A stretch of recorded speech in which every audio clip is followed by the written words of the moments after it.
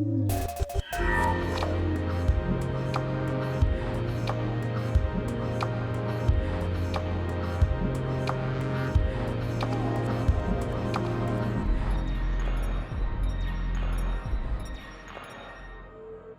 when we're blasting on the straps, you might think that we're quite limited in terms of what we can do, as we're locked into the harness and we're locked into the foot straps.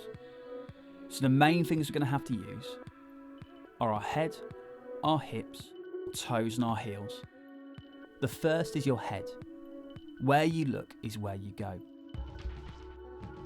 So with your head, if you do see a gust, or you want more control, or you want to head into wind, we can look even more into wind and it will help us head there. In light winds, we're going to look slightly more downwind, but also we're going to do this if we want to bear away or get a little bit more speed. The next thing we can use is our weight in the harness. It's not always in the same place. If I push my weight onto the front of my harness, this is going to help me if I'm looking upwind and trying to head upwind. The other time this will be useful is in light winds. If I'm trying to make the board flatter or the wind's really dropped off, I can squeeze my weight onto the front of the harness as well. When I'm more comfortably powered up or blasting across the wind, it's going to be in the middle of the harness. In strong winds, my weight is much more on the back of the harness.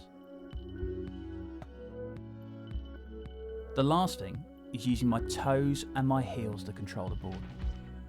In stronger winds, as I dig my hips down, I can also dig my heels in. This will help me head upwind, but also flatten the board off more and keep it more in control.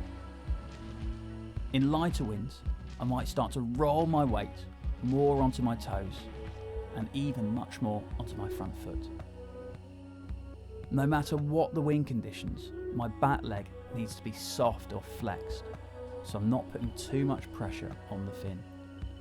So although it might look like my back foot's locked in the foot strap, it's keeping the board flat over the water all the time by flexing up and down and over the chop.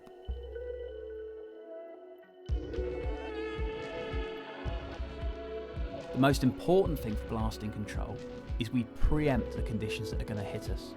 So we can see that dark patch on the water, we can be ready for it rather than trying to react to it.